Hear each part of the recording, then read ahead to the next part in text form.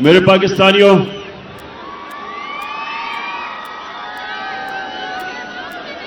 पहले तो मैं आप सबसे माजरत चाहता हूं कि आपको इतनी देर इंतजार करवानी पड़ी। उसकी वजह थी कि मुझे रास्ते से, सड़कों से काफिलों के पैगाम आ रहे थे कि अभी हम सड़कों पे फंसे हुए हैं, तो अपनी तकरीर जल्दी ना करना। तो मैं आपसे इसलिए माजरत चाहता हूं कि अभी भी कई लोग सड़कों के ऊपर फंसे हुए हैं और दूर से आए हैं कई, तो उसके लिए मैं माजरत चाहता हूं कि हमें आपको इंतजार करवानी पड़ी। अच्छा, अब मेरे पाकिस्तानियों, मैं जब लाहौर से निकल रहा था तो मुझे दो चीजें सबने कही कि जी आपकी इस वक्त टांग की वो हालत नहीं है कि आप ट्रैवल कर सकें और मुश्किल है, गाड़ी में घुसना चढ़ना मुश्किल है इस वक्त, और इंशाअल्लाह 3 महीने और लगेंगे जब तक ये ठीक नहीं होती। लेकिन दूसरी चीज भी कहते रहे, और उससे भी ज्यादा लोग, कि आपकी जान को खतरा है। और वो लोग, वो 3 लोग, वो 3 मुजरिम जिन्होंने मुझे ये पूरी साजिश करके कत्ल करने की कोशिश की, वो अभी भी बड़े बड़े ओहदों पे बैठे हुए हैं। तो मुझे कहा गया कि वो फिर से वारदात करेंगे, तो आपको घर से नहीं निकलना चाहिए। पहली चीज कि इसमें कोई शक नहीं कि इस टांग के साथ सफर करना बड़ा मुश्किल था, लेकिन मैं इस दूसरी चीज पे खास तौर पे आज अपने नौजवानों को यह बताना चाहता हूं। देखें, मैंने मौत अब बड़े करीब से देखी। जब मेरी टांग पे गोलियां लगी और मैं गिर रहा था, तो जैसे ही गिर रहा था मेरे इधर से गोलियां निकली ऊपर, सर के ऊपर से। अगर गिरता ना तो वो लग जाती। लेकिन मैं जो अपनी कौम को, अपने नौजवानों को आज पैगाम देना चाहता हूं, देखें, अपने ईमान को मजबूत करें, ला इलाहा इल्लल्लाह का मतलब समझें। कोई नहीं है खुदा अल्लाह के सिवा। और जब आप दावा करते हैं कि मैं अल्लाह तेरे अलावा किसी के सामने नहीं झुकूंगा, तो आप जो अल्लाह ने आपको मेरे नबी सल्लल्लाहु अलैहि वसल्लम के जरिए अपना पैगाम भेजा कुरान में, तो उसमें वाज़े उसने लिखा हुआ है कि जब तक अल्लाह की मर्जी नहीं होगी तुम इस जमीन से नहीं जाओगे, और जब उसका फैसला हो गया तो जितना मर्जी एहतियात करो, डरो, छुपो, भागो, मौत से नहीं बच सकता इंसान। तो जब मैं गिरा तो उसी वक्त मुझे पता था कि अल्लाह ने मुझे बचाया। उस वक्त मुझे पता था कि अल्लाह का यह फैसला था कि मैंने नहीं अभी जाना। उसी वक्त अल्लाह का शुक्र किया मैंने। और यह अल्लाह का शान देखें कि 12 लोगों को गोलियां लगी, कंटेनर के ऊपर 12 लोगों को गोलियां लगी। ये फैसल को भी, मैं बल्कि इसको देख रहा था, इसके मुंह से खून गिर रहा था, गाल से। अहमद चट्टा जो मेरे साथ था, वो मेरे साथ गिरा हुआ था। ऊपर और लोगों को गोलियां लगी, लेकिन अल्लाह की शान देखो कि 12 में से एक एक भी अल्लाह को प्यारा नहीं हुआ, सब बच गए। एक गार्ड को 6 गोलियां लगी, सब गोलियां ऐसी थी कि वो बच गया। मेरा जो गार्ड जाहिद था, हमारा इमरान इस्माइल जो सिंध के गवर्नर थे, 4 गोलियां उसके कपड़ों में से निकली, बच गया। तो मैं आज सारी कौम को, मैं सिर्फ आपको एक बताना चाहता हूं कि अगर आपने जिंदगी सही माने में जिंदगी गुजारनी है, तो ये जो मौत का खौफ है, इससे अपने आप को आजाद करें। ये जो खौफ जो इंसान के ऊपर तारी होता है, बड़े इंसान को एक छोटा सा इंसान बना देता है। खौफ एक कौम को गुलाम बना देती है। ये जो मरने का डर है, मुसलमानों की तारीख में जो सबसे बड़ा सानिया हुआ, हजरत इमाम हुसैन का करबला में, तो कूफा के लोगों को पता था कि हजरत इमाम हुसैन राय हक पे खड़े हैं, लेकिन यजीद का खौफ था, उसके जुल्म का खौफ था, नहीं मदद करने के लिए आए। और मुसलमानों की तारीख का सबसे बड़ा ट्रेजेडी सानिया हुआ। और ये जो खौफ है, ये इंसानों को गुलाम बनाता है। जिल्लत का खौफ कि जी मुझे जलील कर देंगे। मुझे पिछले 7 महीने में, बल्कि मेरे 26 साल की सियासत में, कितनी इन्होंने कोशिश की मुझे जलील करने की, हर किस्म की किरदार कुशी की, कोई मौका नहीं छोड़ा कि किसी तरह इमरान खान को हम जलील करें, क्योंकि यह हमें चोर कहता है। और आज आप सब सामने, मेरे सामने इस तादाद में पब्लिक, कितने वजीर आजम आए और गए, किसके लिए कौम निकली ऐसे जो आज आप मेरे लिए निकले हैं? इससे क्या साबित होता है कि इज्जत अल्लाह के हाथ में है, कोई आपको जलील नहीं कर सकता। और खास तौर पे तीसरी चीज जो रिस्क, कितने ताकत में बैठे हुए लोग अपने नीचे जो तनख्वाहदार होते हैं उनसे गलत काम करवाते हैं, और वो गलत काम करते हैं अपनी नौकरियां बचाने के लिए, क्योंकि उनका ईमान नहीं कि अल्लाह के हाथ में रिस्क है। अल्लाह ने ये 3 चीजें इसलिए अपने पास रखी हैं कि वो आपको आजाद करना चाहता था। जो ला इलाहा इल्लल्लाह है, जब तक आपके दिल में इसका मतलब नहीं आएगा, ये आपको आजाद नहीं करेगा। और सिर्फ आजाद इंसान बड़े काम करते हैं, आजाद मुल्क ऊपर परवाज करते हैं। गुलाम सिर्फ अच्छी गुलामी करते हैं, गुलाम की परवाज नहीं होती, सिर्फ आजाद इंसानों की परवाज होती है। मैं इसलिए आया, मुझे मौत की तो फिक्र नहीं थी, फिक्र ये थी जो मेरी टांग का मसला है, इसने मुझे मुश्किलें डाली चढ़ने में उतरने में। लेकिन मैं आया इसलिए कि मेरे पाकिस्तानियों,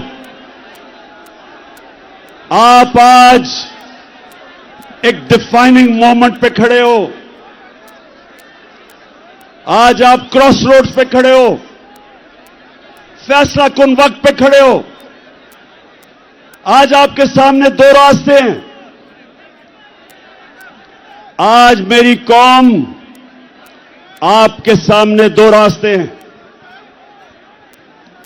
जब नमाज में अल्लाह से हम कहते हैं कि अल्लाह, एक ही चीज मांगते हैं अल्लाह से 5 वक्त की नमाज में कि अल्लाह उनके रास्ते पे लगा जिनको तूने नेमतें बख्शी, उनके रास्ते पे ना लगा जो तबाही के रास्ते पे निकल गए। पाकिस्तानियों, आप भी उधर खड़े हैं। एक तरफ नेमतों का रास्ता है, आपकी अजमत का रास्ता है, दूसरी तरफ आपकी तबाही का रास्ता है, गुलामी का रास्ता है, जिल्लत का रास्ता है। मौलाना रूमी, उसने बड़ी एक ऐसी बात की जो मुझे कभी नहीं भूली। उसने कहा कि जब अल्लाह ने तुम्हें पर दिए उड़ने के लिए, क्यों चूंटियों की तरह जमीन पर रेंग रहे हो?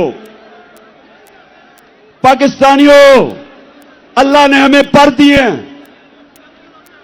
हमारा मुस्तकबिल यह नहीं है कि हम चूंटियों की तरह रेंगे। जो ऊपर आए फैसला करे कि जी आज तो ये चोर हैं, उनके ऊपर एक्शन ले, गवर्नमेंट करा दे। अगले दिन फिर बंद कमरों में फैसला हो कि नहीं जी, मैं अब एनआरओ दे दिया इनको, ये मैं गंगा में नहा के पाक हो गए हैं, और फिर उनको निकाले कि जी चोर हैं, और फिर उनको एनआरओ दे दे। और कौम अगर इस चीज को, अगर हम इन चीजों को, इस जुल्म को, इस नाइंसाफी को अगर कौम तस्लीम करती है, तो वो कौम के अंदर और भेड़ बकरियों में, गाय भैंसों में कोई फर्क नहीं है। इंसान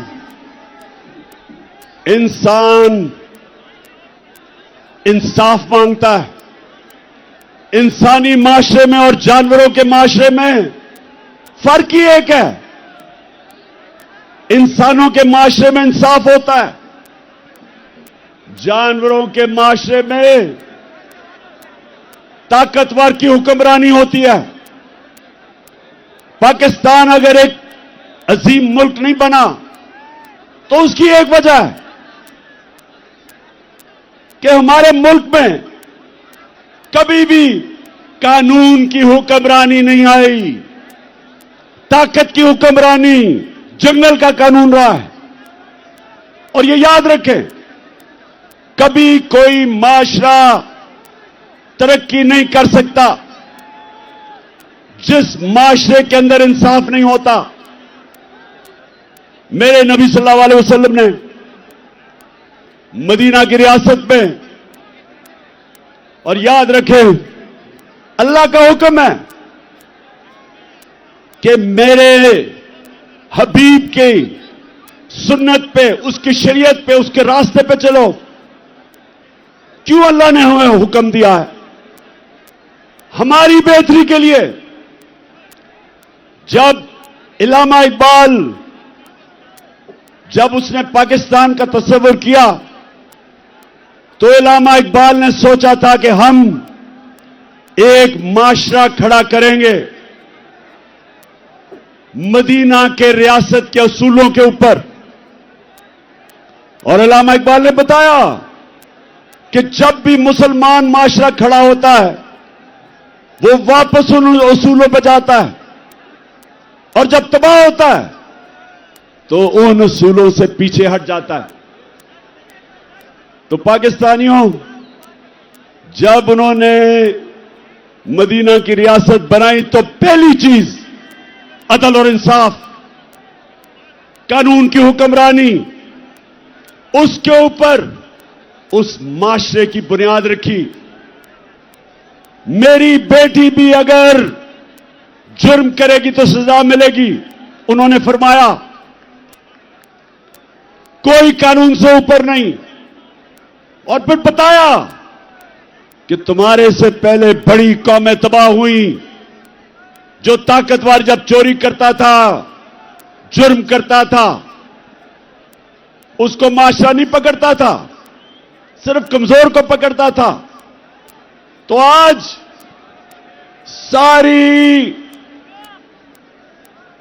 सारी दुनिया में आप चले जाएं, सारे गरीब मुल्क देख लें। मुझे मौका मिला दुनिया में गरीब तरीन मुल्क देखने का और अमीर तरीन। फर्क एक है, गरीब मुल्कों के अंदर इंसाफ नहीं।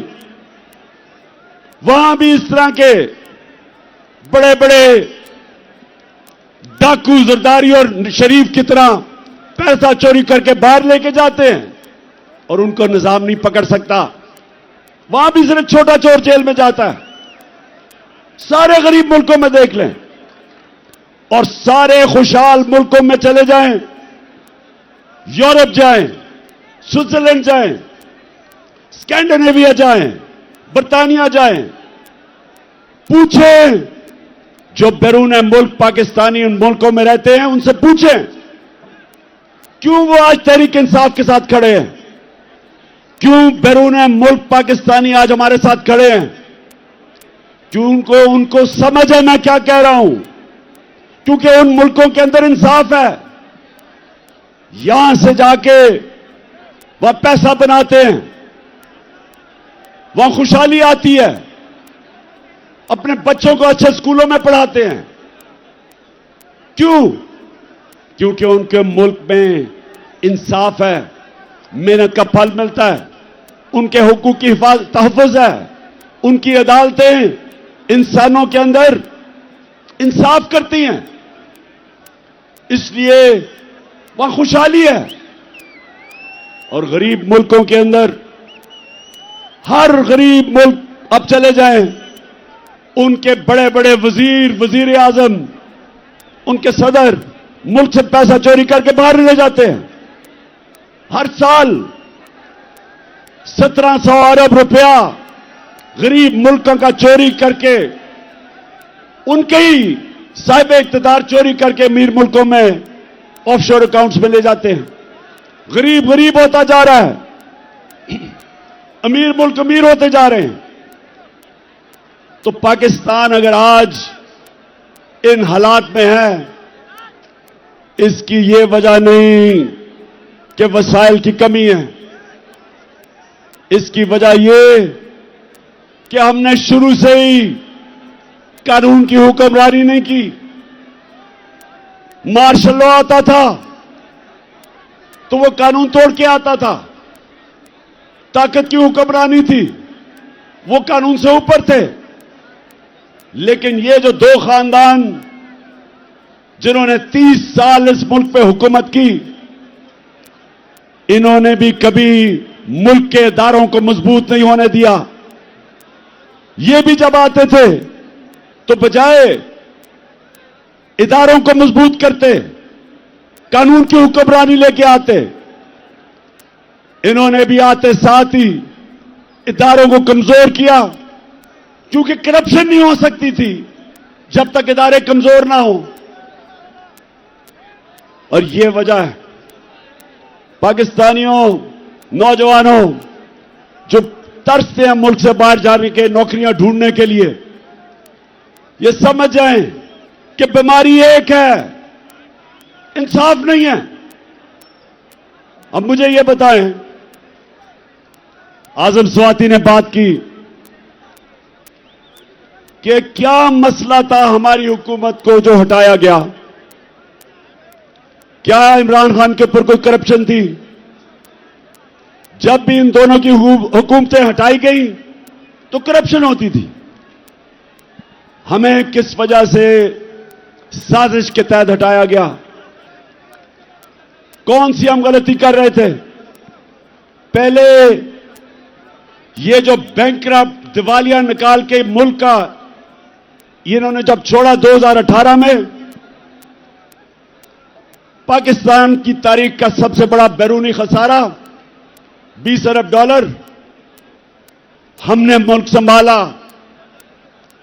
बैरून मुल्क मैं गया, हमारे दोस्त ममालिक से पैसे लिए, शर्म आई मुझे। मैं ये भी आपको बता दूं कि मेरे 3.5 साल में सबसे ज्यादा शर्मिंदगी होती थी जब हमें जाके मुल्क के लिए पैसे मांगने पड़ते थे। शौकत खानम के लिए मैं 30 साल से पैसे इकट्ठे कर रहा हूं, नवल यूनिवर्सिटी के लिए, लेकिन मुझे शर्म नहीं आती थी क्योंकि मैं अपने लोगों से पैसे इकट्ठे कर रहा हूं अपने मुल्क की यूनिवर्सिटी या अस्पताल के लिए, लेकिन किसी और से अपने मुल्क के लिए पैसे मांगना यह मेरे लिए सबसे ज्यादा बायस शर्म थी। और इसलिए कि इन चोरों ने 4 गुना ज्यादा कर्जा चढ़ाया 10 सालों में, हम 8 से और 18 के बीच में। तो पहले हमने मुल्क संभाला, फिर कोरोना आ गया, दुनिया में तबाही मचाई उसने। एक सदी में एक इस तरह का बुरान आता है। हमने जिस तरह कोरोना को संभाला, मदद तो अल्लाह की थी, लेकिन जो हमने फैसले किए, हमने फैसला किया हम शट डाउन नहीं करेंगे। मेरे से सबने तनकीद की, ये सारी ऑपोजिशन तब जब थी, सबने कहा कि मुल्क को बंद कर दो नहीं तो फैल जाएगी। मैंने सबको कहा, एक सवाल पूछा, मैंने कहा मुझे एक जवाब दो कि वो जो छाबड़ी वाला है, वो जो रिक्शा वाला है, वो जो टैक्सी चलाता है, वो जो दिन की दिहाड़ी करता है और घर आके अपने बच्चों का पेट पालता है, वो जो कच्ची वादियों में 7-7 लोग एक कमरे में, उनको मैं क्या कहूंगा? उनका जब बंद कर दूंगा तो उनको वो खाना किधर से देंगे अपने बच्चों को? और यकीन करें, ये जो मेरी तनकीद कर रहे थे ऑपोजिशन वाले, कोई जवाब नहीं था। हमने लॉकडाउन ही लगाया, हमने अपनी बिजनेसेस बचाई, हमने इनको सस्ते कर्जे दिए, हमने एहसास प्रोग्राम जो दुनिया ने, वर्ल्ड बैंक ने कहा कि दुनिया का 4थे नंबर पे बेहतरीन प्रोग्राम था जिसने निचले तबके को बचाया, हमने अपने मुल्क को कोरोना से निकाला। फिर जो भी आजम बता रहा था, हमने रिकॉर्ड एक्सपोर्ट्स की। आखिरी साल हमारा टैक्स करेक्शन रिकॉर्ड, 17 साल के बाद सबसे ज्यादा इंडस्ट्री हमारी ऊपर गई, 10.5%। 17 साल के बाद हमारी ग्रोथ रेट 6%, तीसरे साल 5.7। तो हमने तो मुल्क को उठा दिया था, हमने तो किसानों को उठा दिया था। आज किसानों से पूछें कि जितना पैसा किसानों ने हमारे दौर बनाया, उन्होंने अपनी पैदावार पे लगाया, रिकॉर्ड फसलें हुई, 4.5% पे हमारी ज़राअत ऊपर आई 17 साल के बाद। तो मुल्क तो ऊपर जा रहा था। हमने हेल्थ कार्ड लेके आए, पहली दफा पाकिस्तान की तारीख में एक हुकूमत ने आम आदमी का सोचा कि हर घराने के पास 10 लाख इंश्योरेंस हो, किसी भी अस्पताल में जाके गरीब खानदान इलाज करवा सके। पहली दफा गरीबों ने प्राइवेट हॉस्पिटलों में इलाज करवाए अपने हेल्थ कार्ड की वजह से। और हमने 50 साल के बाद पाकिस्तान में डैम्स बनानी शुरू की। 3 बड़ी डैम्स बन रही हैं, अब पता नहीं उनके क्या हालात हैं। पहली पाकिस्तान की जमात जिसने मौसम की तब्दीली के ऊपर काम किया, 10 अरब दरख्त उगाने का प्रोजेक्ट किया। तो मैं ये सवाल पूछता हूं आज कि क्या हमने जुर्म किया था कि बैरूनी साजिश के साथ मिलकर हमारी हुकूमत गिराई।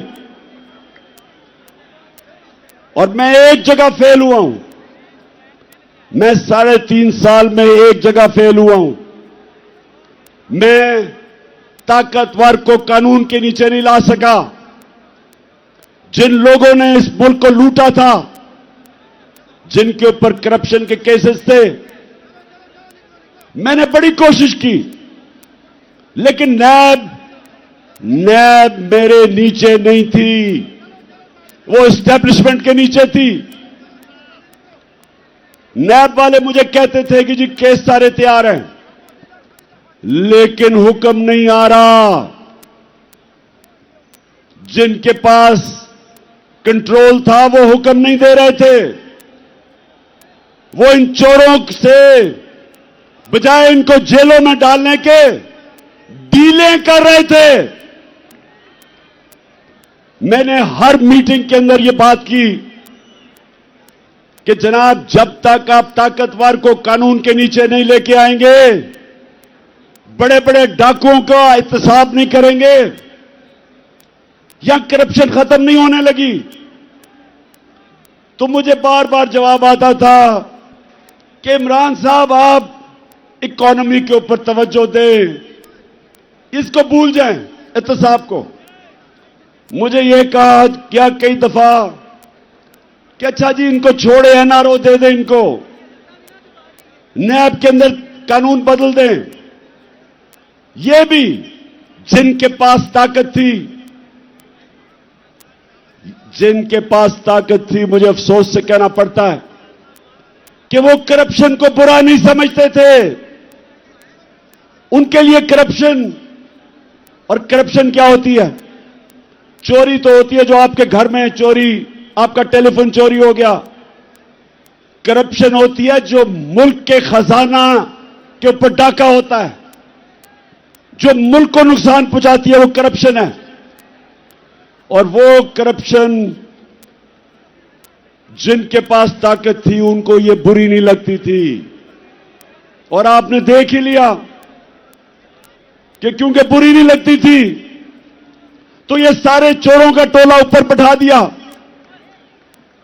अगर साजिश नहीं भी की थी तो इनका रास्ता नहीं रोका, इनको आने दिया।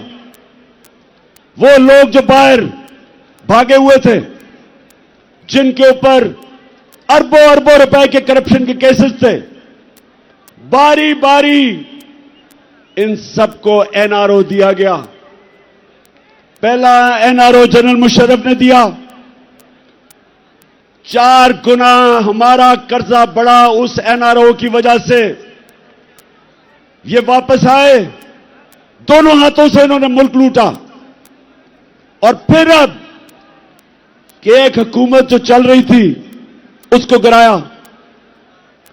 और इन्होंने किया क्या?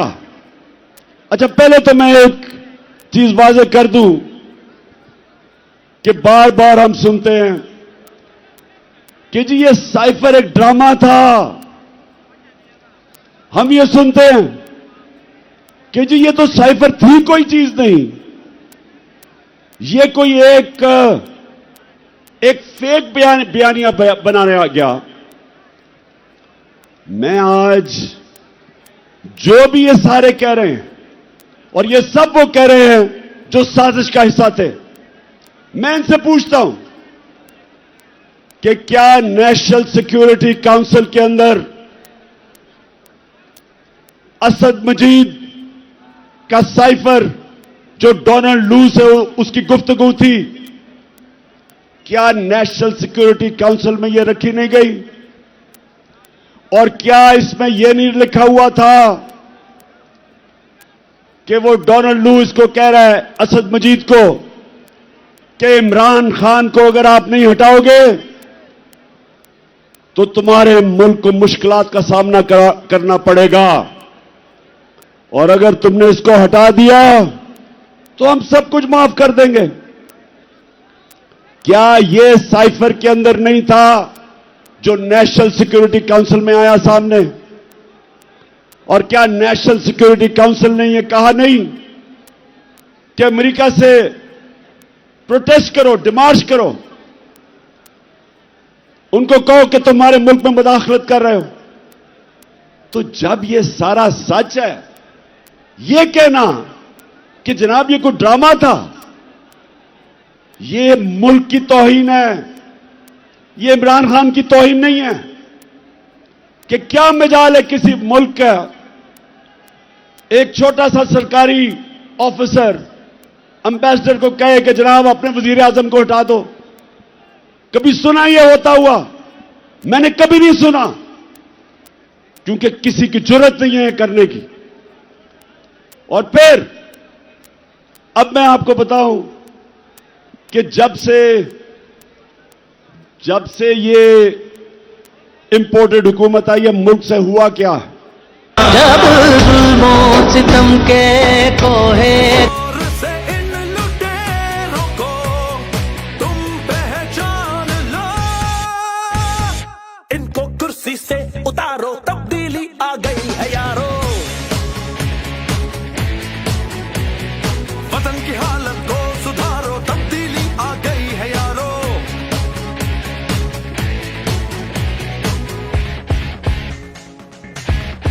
तब्दीली ना नहीं रही, तब्दीली आ गई है।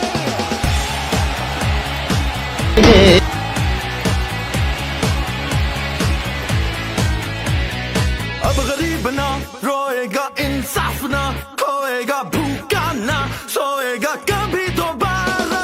रोजगार भी मिलेगा, सरमाया बढ़ेगा, तालीम भी पाएगा सबसे आला। तंजीम इत्तेहाद ईमान रग रग में बहे, सबसे आगे पाकिस्तान का ही नाम रहे। अब कोई हिम्मत ना हारो, तब्दीली आ गई। फिर से मैं आपको बता दूं कि 5.7 2021 में पाकिस्तान बढ़ा था आगे, और 6% 22 में बढ़ा था। 17 साल के बाद ये पाकिस्तान सबसे तेजी से हमारी इकॉनमी आगे बढ़ रही थी।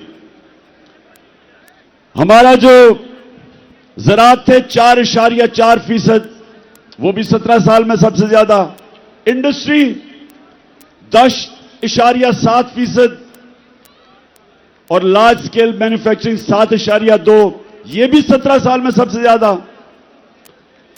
हमारी एक्सपोर्ट्स 32 अरब रिकॉर्ड, रिमिटेंसेस 31 अरब रिकॉर्ड। हमारे टैक्स 6,1500 अरब रुपया ऑल टाइम रिकॉर्ड। और जो महंगाई थी हमारे दौर पे, जिसको कहते हैं कंज्यूमर प्राइस इंडेक्स CPI, वो 12.2 था, और सेंसिटिव प्राइस इंडेक्स जो महंगाई थी वो 14% थी। अब जब से ये आए हैं, इनकी SPI हमारे दौर में थी 14%, इनके दौर में गई है 45%। 50 साल में सबसे ज्यादा महंगाई 7 महीने में हुई है। और जो CPI है वो 27%, हमारे दौर में 12% थी। और फिर पेट्रोल, आटा, घी, दाल, बिजली, सबकी 100% कीमत बढ़ चुकी है। महंगाई जो आज आम आदमी को सबसे ज्यादा तकलीफ दे रही है, वो सबसे ज्यादा 50 साल में इनके दौर में बढ़ी है। रुपया 178 रुपया था डॉलर जब अदम एतमाद हुआ, आज 240 रुपए। आज ये जरा सुनते जाएं कि जिन्होंने ये मुल्क में ये चोरों को लेके आए, इन्होंने किया क्या है पाकिस्तान से। मैं सिर्फ इसलिए कह रहा हूं कि ये तारीख याद रखे कि ये जो हुआ है हमारे मुल्क से, इन्होंने जो ज़राअत तेजी से बढ़ रही थी, ज़राअत के अंदर गन्ना 9% कम, चावल 40% कम हुए हैं, कपास 25% कम, और इस वक्त जो हमारी बेरोजगारी है वो 22.5% बढ़ चुकी है। फिर जो सबसे खौफनाक चीज कि आज जो बाहर की दुनिया है उसके मुताबिक पाकिस्तान अपने कर्जे क्या वापस कर सकता है, उसकी रिस्क क्या है, आज 100% से ज्यादा बढ़ गई है। जब हम गए थे तो 5% थी।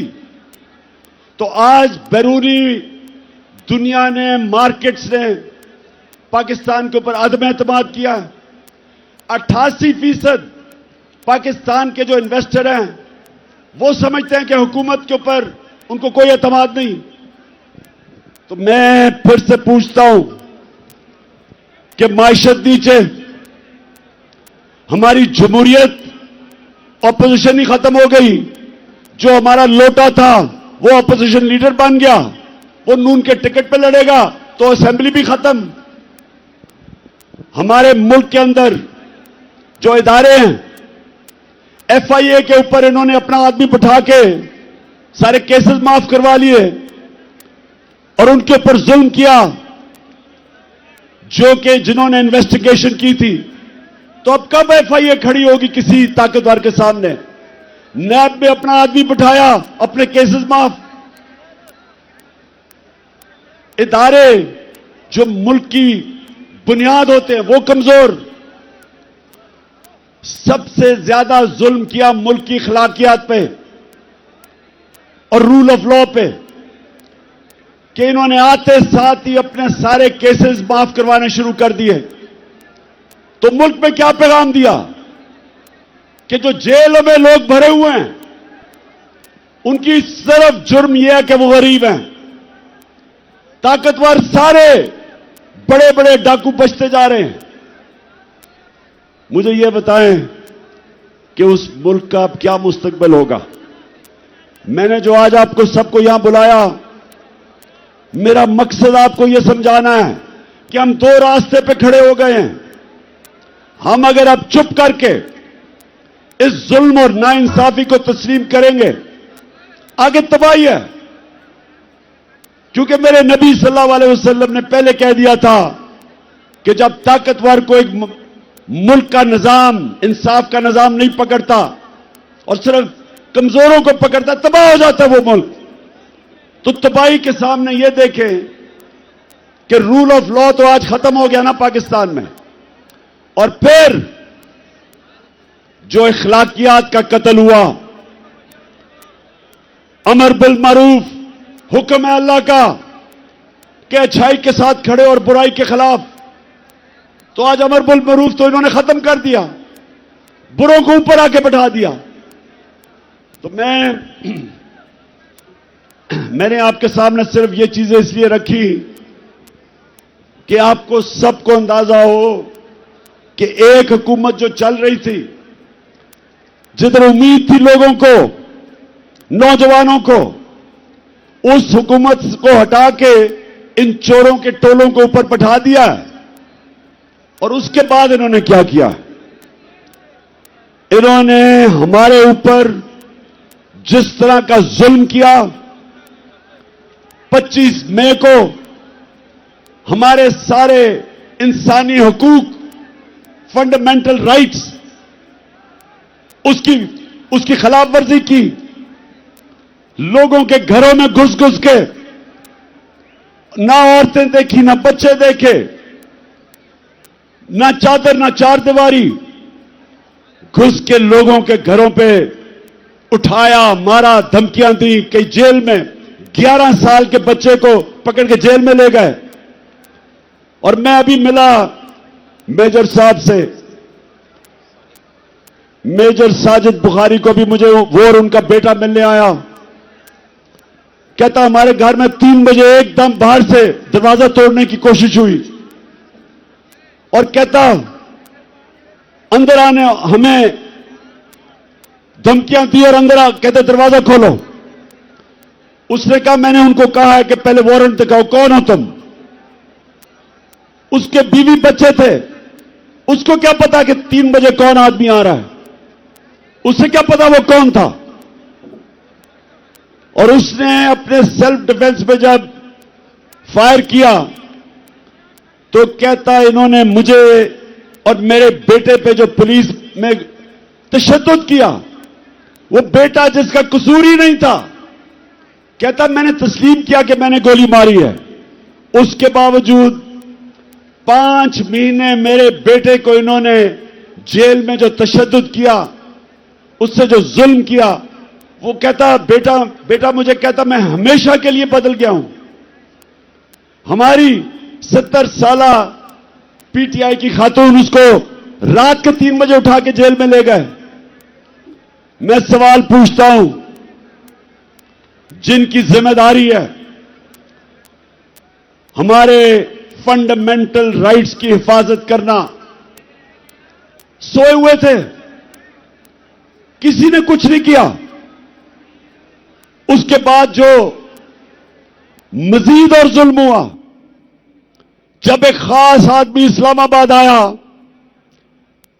जिसको मैं डर्टी हैरी कहता हूं, उसने जो जुल्म शुरू किया, उसके दौर में जो जुल्म हुआ, सहाफियों को धमकियां, उनको मार रहे हैं, एयाज अमीर जैसे दानश्वर को, समी इब्राहिम, इमरान रियाज मुल्क से बाहर चला गया, साबिर शाकर, मोहित पीरजादा, और फिर जो अरशद शरीफ से किया, ये कभी पाकिस्तान में हमने ऐसा नहीं देखा।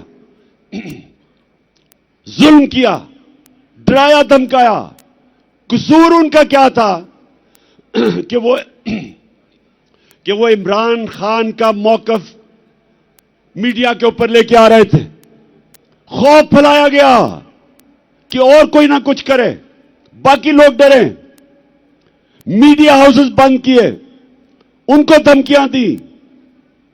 सोशल मीडिया के बच्चों को पकड़ा, उनको घर से उठा के ले जाते थे, मार फेंटा लगा के घर वापस ले आए। नदीम गुजरावाला से मुझे नौजवान मिला,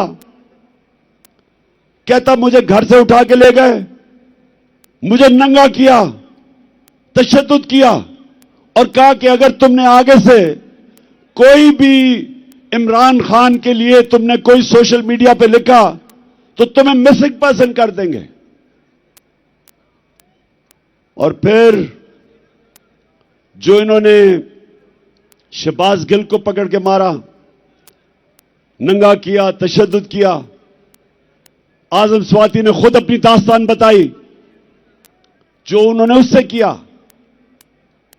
और अरशद शरीफ का कि सबको पता है कि अरशद शरीफ क्यों मुल्क छोड़ के गया था, कौन धमकियां दे रहा था, और फिर उसे कत्ल करवाया, शहीद किया उसे। और मैं अपनी तो बात नहीं करता, मुझे वो मुजम्मिल लड़का याद है जो उस शूटर के पीछे गया था, 3 बच्चों के साथ वो वजीराबाद के जलसे में आया था। उसको जिस तरह कत्ल किया, उसको वो शूटर ने नहीं गोली मारी।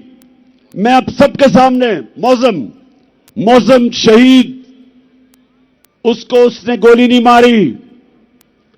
अब जो तफ्तीश हो रही है, उसको गोली और तरफ से आई, और वो जो उसको गोली मार रहे थे वो असल में वो शूटर के लिए थी। 3 बंदूक वाले थे वहां, एक वो जिसने हमारे पे फायर किए, एक वो जिसने सामने से गोलियां चलाई जो हमारे ऊपर से निकल गई, और एक ये जिसने इसको कत्ल करना था। जिस तरह लियाकत अली खान को जिसने कत्ल किया था उसको वही मारा गया ताकि वो बोले ना। तो रास्ते में बेचारा मौजम आ गया। और मैं आज अभी आपके सामने ये 2 वीडियो चलाना चाहता हूं। मैं चाहता हूं ये जरा गौर से देखें, क्योंकि मुझे पता था, मैं अब जो अपनी बात कर रहा हूं, मुझे पता था ये 3 लोगों ने प्रोग्राम बनाया मुझे मारने का। मुझे पता था, मुझे अंदर से खबरें आई, एजेंसीज के अंदर से, कि पहले ये प्रोपेगेंडा करेंगे कि इमरान ने तौहीन मजहब की, और उसके बाद ये कहेंगे जी दीनी इंतहा पसंद ने इसे कत्ल कर दिया। ये 2 अब वीडियो देखें, ये आज से 2 महीने पहले मैंने ये क्या कहा था, ये देखें। किया मुझे मरवाने का, वो इसके पीछे हैं। इन्होंने फैसला किया कि जी कहेंगे तौहीन मजहब किया, और उसके बाद अगर मुझे किसी ने कत्ल किया तो कहेंगे जी कोई मजहबी जुनूनी ने कर दिया क्योंकि इसने तौहीन मजहब किया। कोई ये कान खोल के सुन लो, मैंने अपनी सारी कौम एक टेप बना के रखी हुई है। जिस वक्त मुझे कुछ हुआ वो टेप आ जाएगी, रिलीज होगी, और वो 4 लोगों के नाम सारी कौम के सामने आएंगे जिन्होंने बंद कमरों में ये फैसला किया और दूसरी कोशिश कर रहे हैं। पहले से इनका प्लान बना हुआ है, मैं आप सबको पहले भी बता चुका हूं। 4 लोगों ने बंद कमरे में फैसला किया मुझे मरवाने का, और वो लोग अभी भी उस साजिश पर लगे हुए हैं। उन्होंने दोनों मरियम जो झूठ बोलने की पीएचडी दोनों के पास है,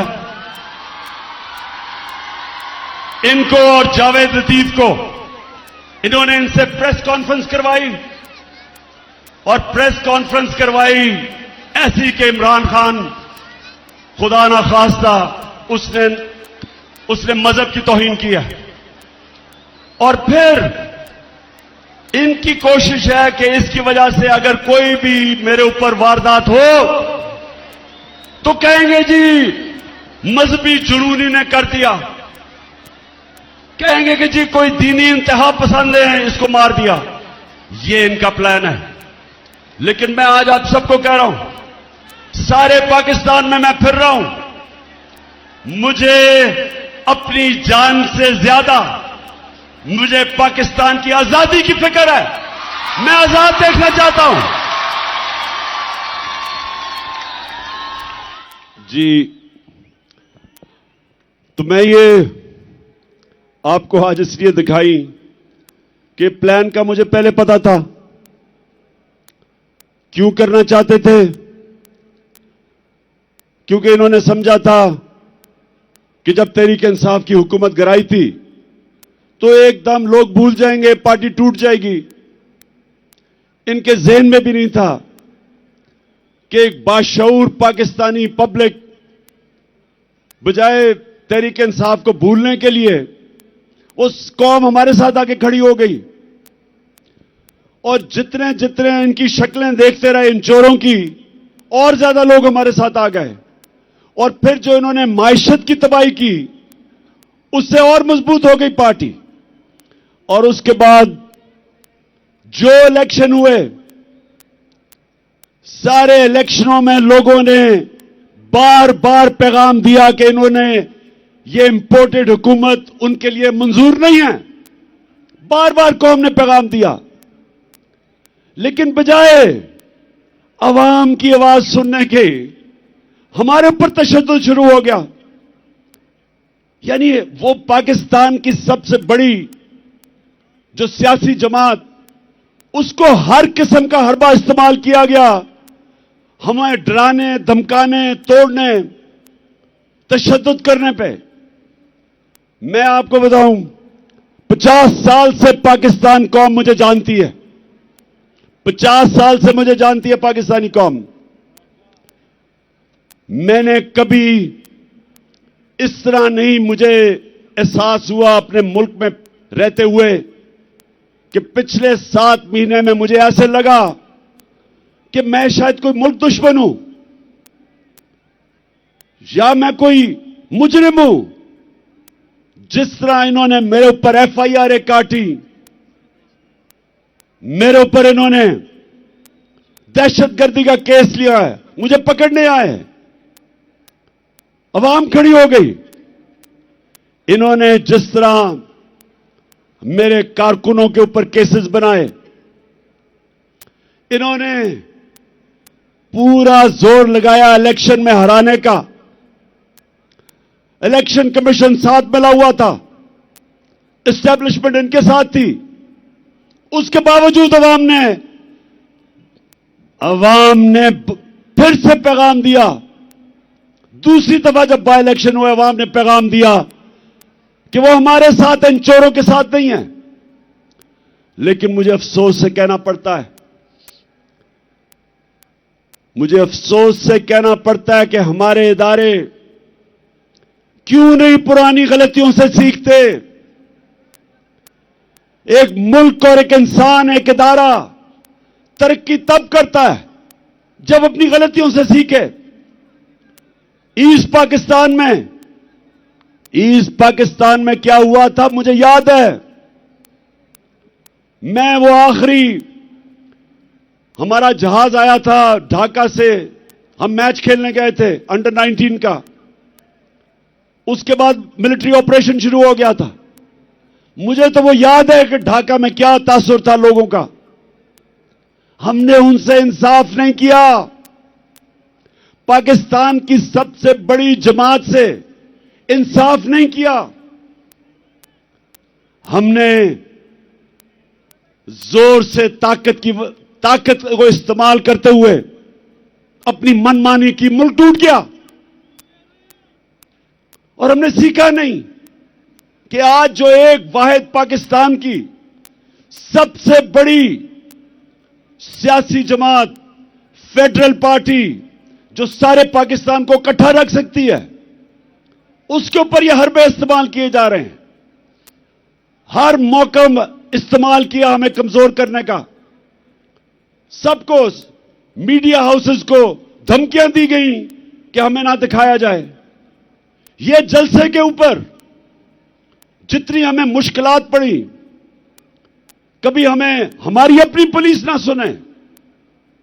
पंजाब में हमारी हुकूमत है, पुलिस बेबस हुई है, हमारे साथ ताउन ना करे, कभी सुना है? मैंने जब अपनी एफआईआर कटवाने की कोशिश की, मुझे तो पता था वो 3 कौन है। मुझे तो पहले पता था। पंजाब में हमारी हुकूमत होते हुए मुल्क का एक्स प्राइम मिनिस्टर, सबसे बड़ी पार्टी का सरबरा, मैं अपनी एफआईआर नहीं कटवा सका। पुलिस वाला कहता जी मुझे हटा के किसी और को बिठा दे, मैं नहीं साइन कर सकता। इतना खौफ है, इतना ताकतवर का खौफ है यहां। मेरे पाकिस्तानियों, ये मेरी सुनने बात, जिसकी वजह से आज मैं आपके पास पहुंचा हूं, और आसान नहीं था फिर भी इस टांग के साथ पहुंचना। लेकिन मैं आपको एक बात बताना चाहता हूं। देखिए, जब तक इस मुल्क के अंदर ताकतवर कानून के नीचे नहीं आएगा, जब तक इदारे जो आईन ने उनको लिमिट्स दी हुई हैं, दायरा दिया हुआ है, उस दायरे के अंदर रह के काम नहीं करेंगे, जब तक इदारे अपनी जिम्मेदारियां नहीं पूरी करेंगे, और मैं सब इदारों की बात कर रहा हूं, मैं अपनी अदलिया की बात कर रहा हूं, मैं अपनी मिलिट्री एस्टेब्लिशमेंट की बात कर रहा हूं, जो आपकी ये आज तनकीद नहीं कर रहा, वो मुल्क का दुश्मन है। मेरा पाकिस्तान है और मेरी फौज है। मैं चाहता हूं कि मेरे मुल्क की एक मजबूत डिफेंस हो। मैं गुलामी, बार बार कहता हूं कि गुलामी से बेहतर मौत है। और अगर आपकी फौज मजबूत नहीं होगी, आपकी अगर फौज मजबूत नहीं होगी, तो मुसलमान दुनिया में देख लें क्या हालात है मुसलमान मुल्कों के आज। हमें तो फख्र है कि सारे मुसलमान मुल्कों में हमारी सबसे ताकतवर फौज है। तो जब मैं तनकीद करता हूं अपने इदारों की, अपनी अदलिया की, मैं वो पाकिस्तानी हूं जिसका जीना मरना पाकिस्तान में है। मैंने वो नहीं हूं जो अपने कारोबार और हुकूमत का सीजन लगाने के लिए पाकिस्तान आ जाते हैं या पैसा पूसा लूट के फिर बाहर भाग जाते हैं। सारा टब्बर बाहर बैठा हुआ है, अरबों अरबों रुपए की प्रॉपर्टीज में बैठा हुआ है। जब इनको मुश्किलें पड़ियां बाहर भाग जाते हैं। यह गैर मुल्की कब्जा ग्रुप है, यह सियासतदान नहीं है। मेरा जीना मरना इस मुल्क में है। मैं वो पाकिस्तानी हूं जो 20 साल बाहर रहा, क्रिकेट खेलने की वजह से बाहर अपना वक्त गुजारा। मेरा एक दफा कभी नहीं सोचा कि मेरा कोई घर है पाकिस्तान के अलावा। कभी मैंने तस्वीर नहीं किया था कि मैं कोई और पासपोर्ट ले लूं, क्योंकि मुझे हमेशा पता था कि यह मुल्क है जिधर मैं खुददारी से पढ़ सकता हूं। और मैं ये चाहता हूं कि यह मुल्क हकीकी तौर पे आजाद हो, ताकि अपने ये मुकाम पे पहुंचे। मैं अपने आखिरी खून के तप्पे कतरे तक इस मुल्क के लिए लड़ूंगा। पहुंचा फिर से तू अड़ जा।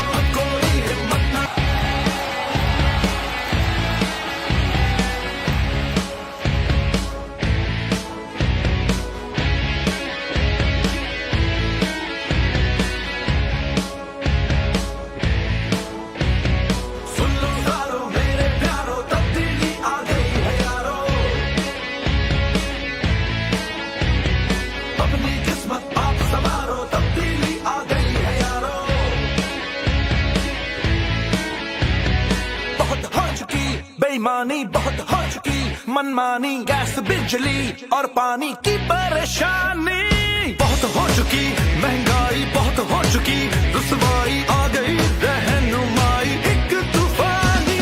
अपनी जिम्मेदारियों को तुम जान लो। जब मुस्तकबिल में इंशाअल्लाह इस मुल्क की तारीख इस चीज की गवाही देगी कि इमरान खान अपने मुल्क के लिए आखिरी गेंद तक लड़ता रहा, आखिरी गेंद तक, आखिरी वक्त तक अपने मुल्क के लिए खड़ा रहा था। और मैं ये भी कहना चाहता हूं कि वो लोग,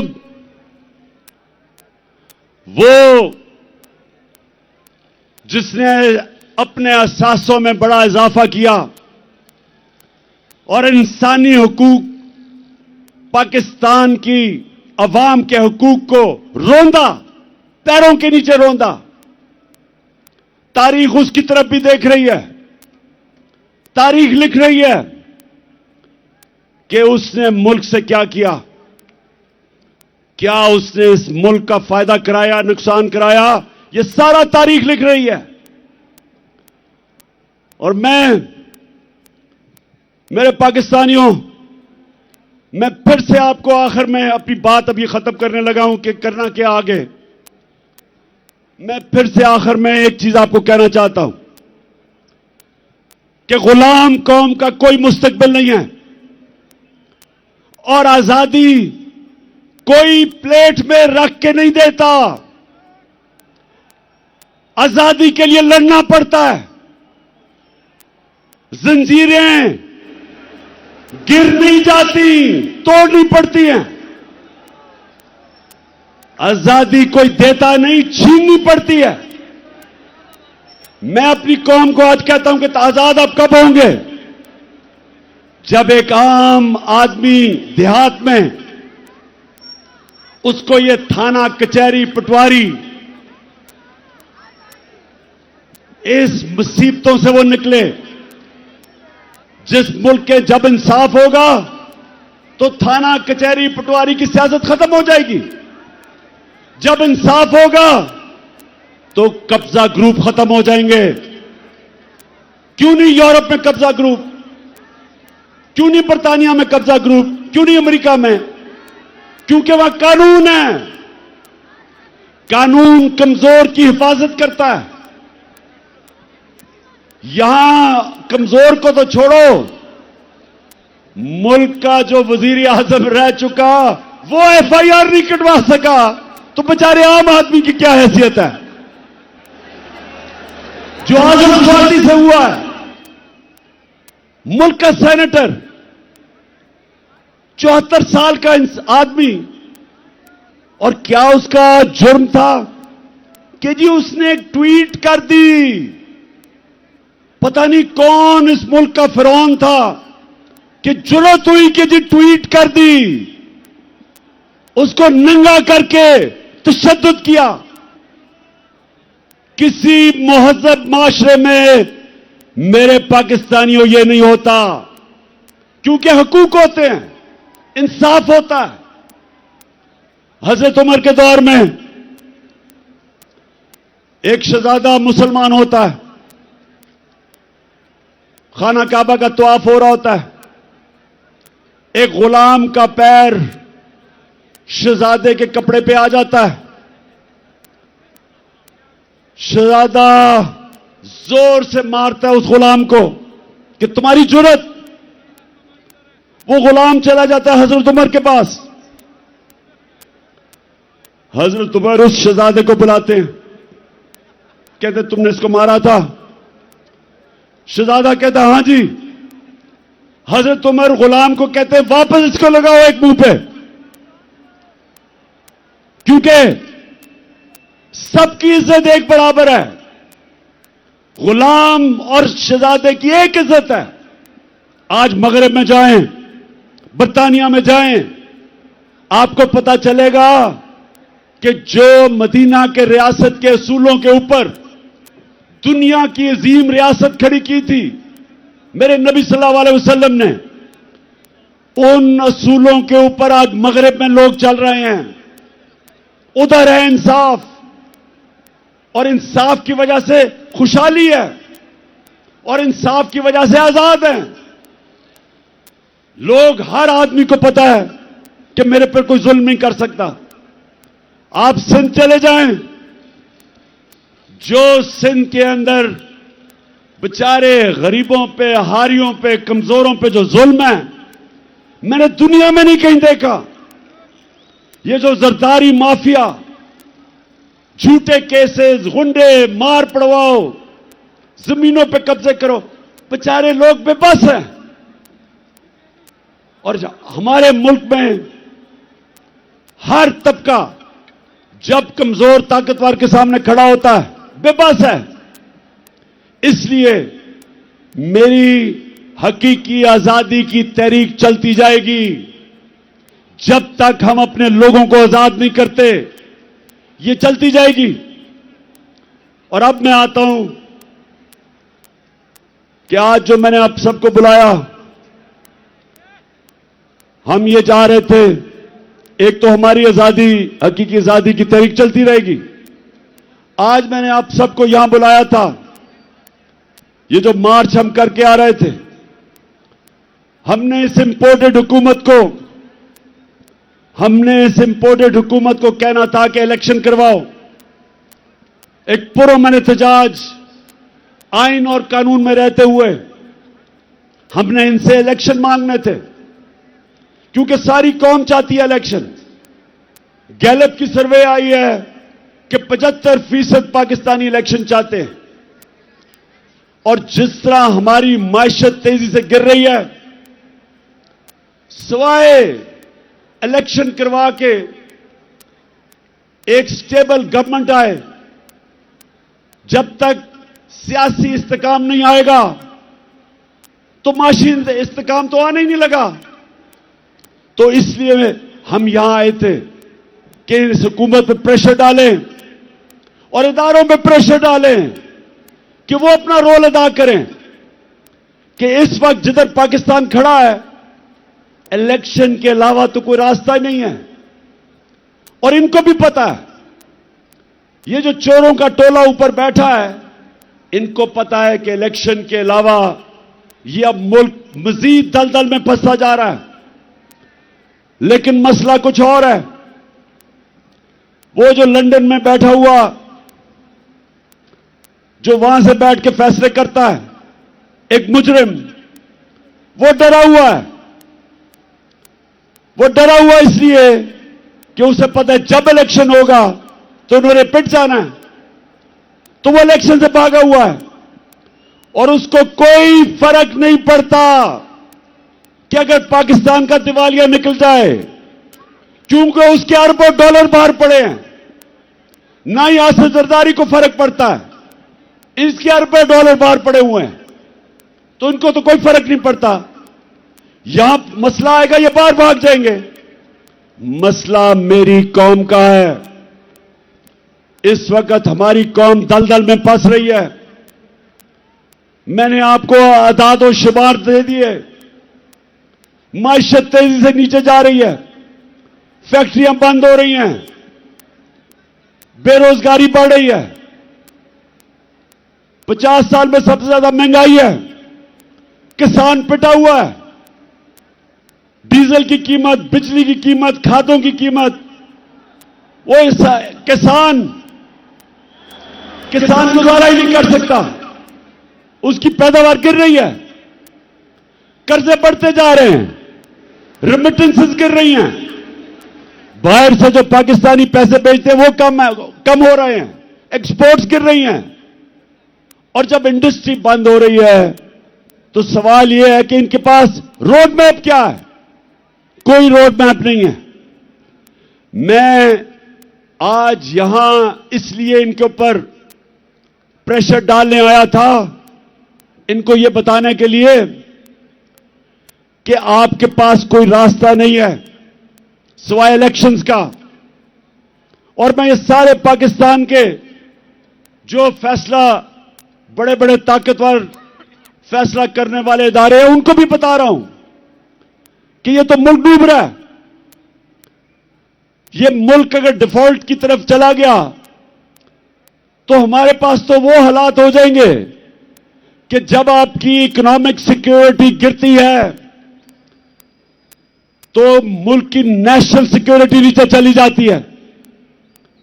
इकोनॉमिक सिक्योरिटी जब सोवियत यूनियन की गिरी तो मुल्क टूट गया, सोवियत यूनियन टूट गया।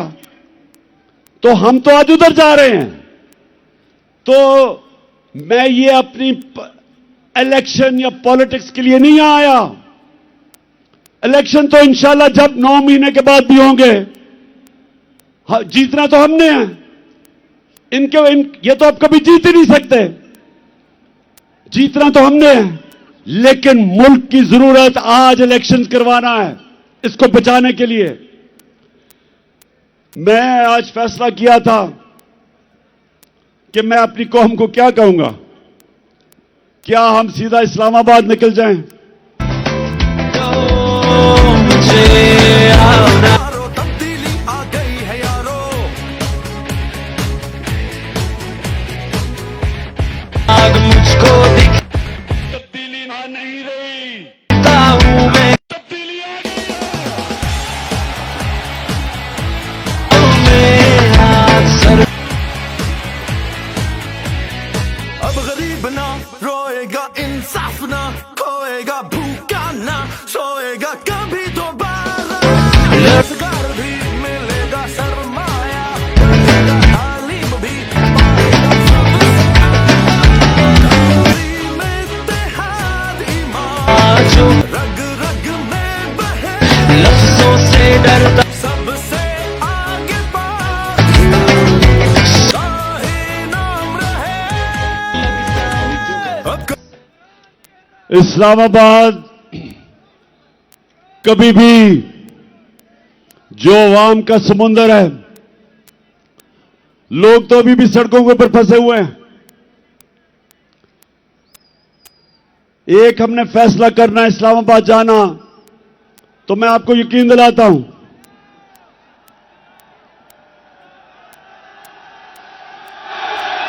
कि ना ये बर्दाश्त कर सकते हैं। जितनी भी पुलिस आप जमा कर लें, जब लाखों लोग इस्लामाबाद में जाएंगे कोई नहीं रोक सकता उनको। लेकिन मेरे पाकिस्तानियों, मेरी जितनी भी 26 साल की सियासत है वो मैंने आइन और कानून के बीच में की है। मेरे लिए इन 7 महीने में बड़ा आसान था कि हम वो श्रीलंका वाला हालात पैदा कर देते। हमने 65 जलसे किए, कभी पाकिस्तान के जलसे में इतने लोग नहीं आए, लेकिन पब्लिक आती थी और पुरअमन तरीके से ये बताते हुए कि हम इन चोरों को कबूल नहीं करेंगे, फिर पुरअमन तरीके से वापस चली जाती थी। मेरी पूरी कोशिश रही कि मैं किसी किस्म का इंतशार अपने मुल्क में ना पैदा करूं, क्योंकि वैसे ही माशी हालात बुरे हैं। अगर यहां तोड़ फोड़ शुरू हो गई, सबके हाथ से गेम निकल जाएगी। 25 मई को जब इन्होंने हमारे ऊपर तशद्दुद किया और जब 26 की सुबह मैं इस्लामाबाद पहुंचा, तो मुझे पता था कि अगले दिन इंतशार होगा। मैंने सिर्फ इसलिए अपनी मार्च कैंसिल की कि मुझे पता था कि अगर हम इस्लामाबाद धरने देने का फैसला कर लें तो अगले दिन तबाही होनी थी, खून होना था। इसलिए मैंने वो मार्च कैंसिल की। आज मैं इसलिए फैसला कर रहा हूं कि वहां नहीं जाना, क्योंकि मुझे पता है तबाही मचेगी, नुकसान मेरे मुल्क को होगा। लेकिन जो मैंने फैसला किया अब ये कि हमने अब इस निजाम का हिस्सा नहीं रहना। मैं अपनी सारी चीफ मिनिस्टर्स, अपनी पार्लियामेंट्री पार्टी से अब मिलूंगा और हमने फैसला किया है कि हम सारी असेंबलियों से निकलने लगे हैं।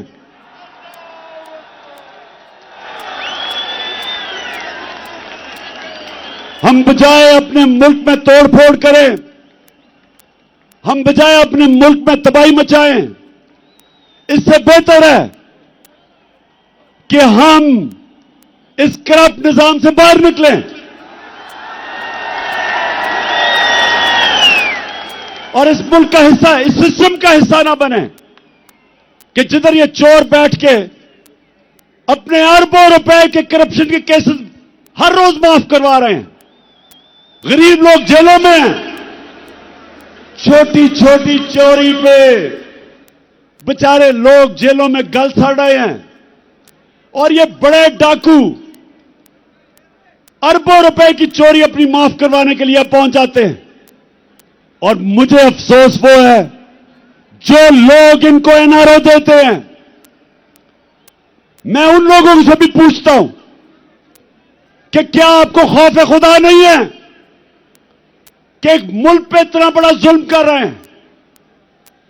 क्या आपको खौफ नहीं है कि आपने एक दिन अपने मालिक को जवाब देना है? आप कैसे रातों को सोते हैं कि एक एक बड़ा डाकू, उसके केस माफ हो रहे हैं अरबों रुपए के? आप कैसे रातों को सोते हैं कि बेरोजगारी और महंगाई में गरीब आदमी चोरी करता है और वो जेल में गल सड़ रहा है? इसलिए मैंने अपनी चीफ मिनिस्टर से भी बात की है। मैं अब अपनी सारी पार्लियामेंट्री पार्टी से मीटिंग शुरू कर रहा हूं और इंशाअल्लाह आने वाले दिनों में हम अनाउंस करेंगे जिस दिन हम सारी असेंबलियों से बाहर निकल रहे हैं।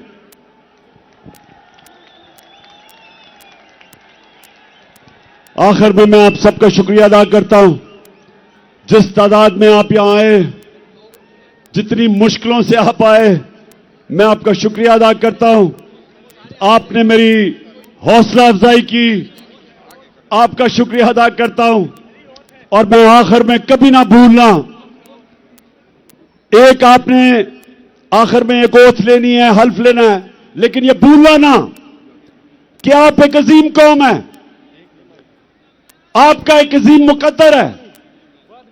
और इंशाअल्लाह ये मैं जद्दोजहद इसलिए कर रहा हूं कि मेरा ईमान है कि अल्लाह एक दिन हमारे मुल्क पे करम करेगा, और वो तब करेगा जब ये कौम फैसला करेगी।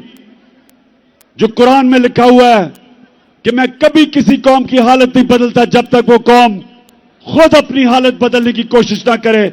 और इंशाअल्लाह वो मेरी कौम तैयार है अपनी हालत बदलने के लिए। अब ये हल्फ ले। बिस्मिल्लाहिर्रहमानिर्रहीम। हाथ उठा ले, हाथ उठा ले, माइक दे दे बॉस को। हाथ उठा के इमरान खान साहब के साथ हम हल्फ उठाएंगे। मैं यहां से पढ़ूंगा, आपने रिपीट करना है। बिस्मिल्लाहिर्रहमानिर्रहीम। बिस्मिल्लाहिर्रहमानिर्रहीम। हम हल्फ उठाते हैं, हम हल्फ उठाते हैं कि हम पाकिस्तान के आइन की, कि हम पाकिस्तान के आइन की हमेशा पासदारी करेंगे, हमेशा पासदारी करेंगे।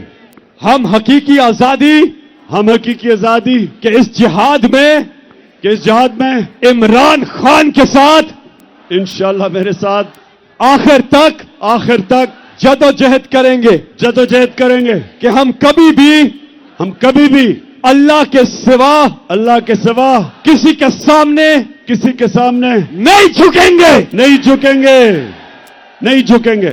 और हम हर किस्म की कुर्बानी के लिए, हर किस्म की कुर्बानी के लिए तैयार रहेंगे। अल्लाह हम सबका हामी हामी और नासिर हो। हामी और नासिर हो। आमीन। पाकिस्तान